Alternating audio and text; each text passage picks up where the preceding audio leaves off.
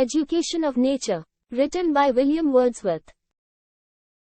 William Wordsworth, 1770 to 1850, is one of the most popular poets in English literature who along with Samuel Taylor Coleridge started the Romantic movement in English poetry. His poems are mainly about the beauty of the nature and its relationship with humans. Many of them describe the countryside of the Lake District in northwest England where he was born and had spent most of his life.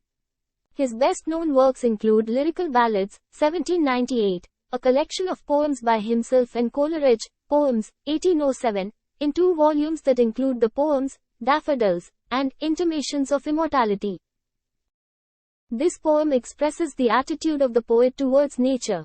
If the man is very near to the nature, he gets his all-round development. According to the poet, nature is the best teacher. Lucy is an imaginary girl who represents the human being, a lovely little creation of the poet. She is the child of nature. She is sweet, innocent and heavenly child who is the symbol of humanitarian qualities and innocence. Nature plays very important role in Lucy's personality. Lucy lived in the open space of nature. She has grown 3 years.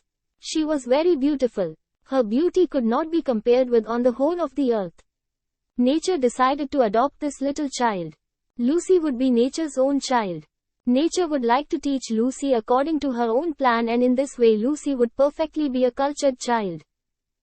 Nature said that she loved Lucy very much. She would do everything for Lucy.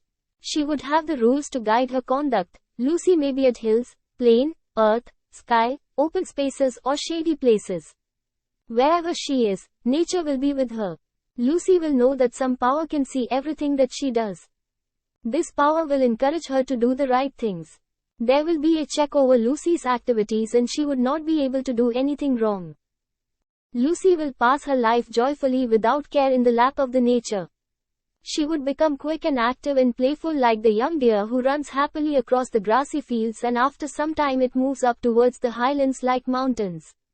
Nature proves herself to soothe everyone and works as a balm for the wounded hearts full of feelings. Refreshing air of the open premises. The clouds floating in the sky will teach Lucy how to move in a dignified manner. Because the clouds floating in the sky have great dignity, Lucy will learn bending from the willows. The storm appears very violent and fearful, but it has attractive movements. Lucy will see those. She will have similar feelings and learn those movements without knowing it.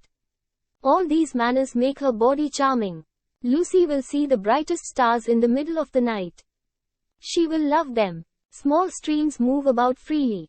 They dance as they like. Lucy will put her ear down to hear their sound. She will be very much charmed by this sound. Her happy feelings will appear on her face and her face will grow beautiful.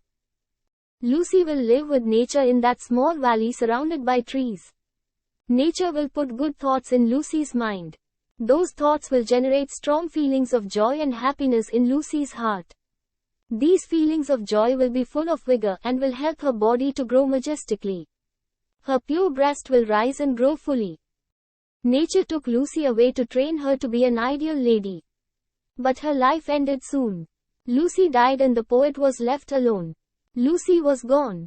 Only wasteland. And the peaceful scene was left there. The poet remembered past things and was sad to think that those things will never take place again. He will never see Lucy again. The central idea of the poem, Education of Nature, by William Wordsworth is that nature is the best teacher of a child. Nature can inspire good ideas and check wrong actions. Nature is a source of perennial joy and inspiration to the poet. In this poem, Lucy is an imagined girl. She is the child of nature, sweet, innocent and heavenly. The poet tells that joy in nature is the greatest nourishment. Thanks for watching. Don't forget to like, comment and share.